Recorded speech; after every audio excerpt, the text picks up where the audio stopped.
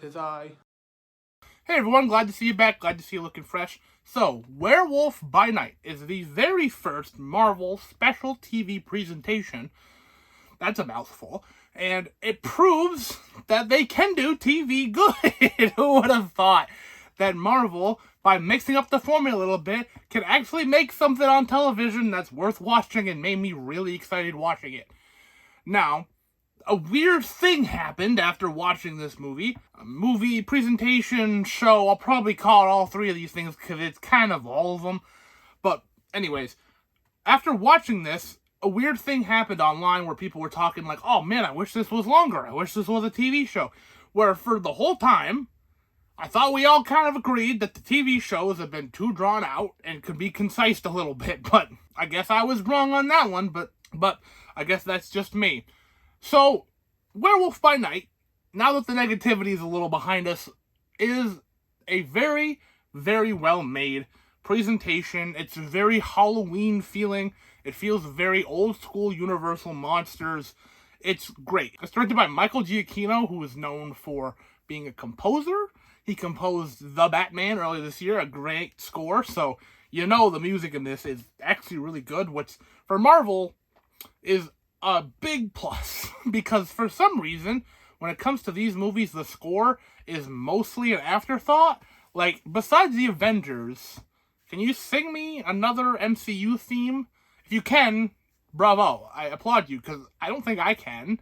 So, having someone like Giacchino be able to do the music for this, it really brings a nice haunting element and be able to wrap it all together, as opposed to just another stock Marvel soundtrack. This presentation is a clean, like, 50-some minutes. That is not long at all. It feels almost like a full movie. Like an old school, like I said, those Universal Monster movies are like 75 minutes. So, honestly, if they pumped another 20 minutes into this, very easily could have called it a feature film, could have called it something different, and I think it would have worked just as good, if not a little better. This kind of rushes a little bit. It has to get through a lot up front. It has to do a lot of world building up front. And then it has to get into the action and do a bunch of stuff and introduces a bunch of characters. And then it gets out and it ends very fast. So I feel like if you could have pumped a couple extra minutes into all of those bits, you really could have very easily, I don't know, put this out in theaters. It's a weird thing about if you make a movie and it's a very, very well-made 75 minutes, I would love to go see it in theaters, versus, I feel like a lot of people would rather have a 2-hour movie. That's just my thoughts on that. I feel like that's true, but I don't know. So, this could have been a fantastic horror film, the very first full horror thing in the MCU. People said Multiverse of Madness was, but it had horror elements, and there were some good gruesome, is a bit strong word for that, deaths in that, but the whole movie was not a horror film. This one really is going for that, and the whole thing's in black and white, ergo why I'm copying that right now. So it has a great presentation, a great feel, and it really can go for it. I think because of the black and white, it can really go for some of the violence that wouldn't typically be allowed, because, you know, the blood's not red, it's dark gray, so it makes it a little easier to swallow. And because of that, this has a very distinct feel.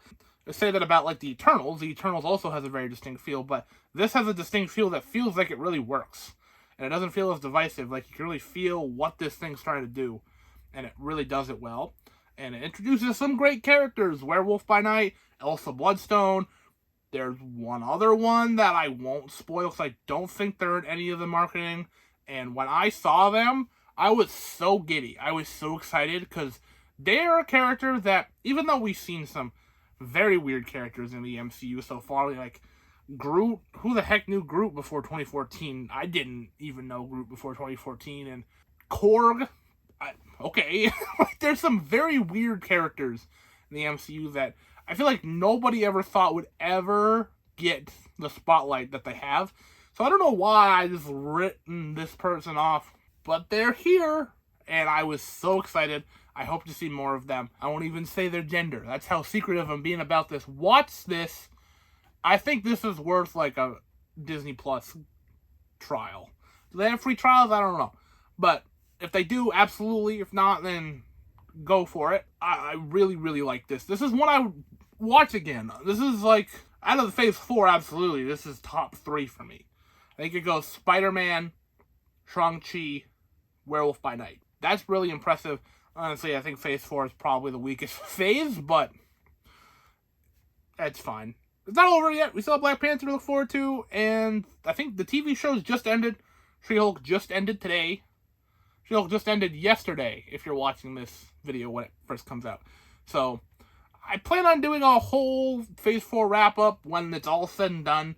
I kind of want to go through all the phases, but that's off in the future, so maybe you'll see that, maybe you won't. But absolutely, Werewolf by Night, check it out if you haven't already. It is moody, it's very enjoyable, it's very good for the Halloween season. It's a little bit violent, which is great to see. It really goes for it. It's excellent. It's simple. It's fun, you know? That's where it comes down to it. It's not trying to be anything bigger than it is. It's not trying to push anything. Like, it doesn't care about the wider world of anything. Like, I get people who are complaining a little bit that Phase 4 isn't pushing towards a goal. And so this one isn't going to help in that. It's not going to help in that argument at all. It's not pushing towards any goal, it feels like. But what it does do is introduce great characters that I want to see again, which I cannot say about every single Phase 4 product. So, have you seen Werewolf by Night? If not, why not? Please let me know. And as always, thank you so very much for watching. Like this if you like this, subscribe if you haven't already, and I will see you at some point.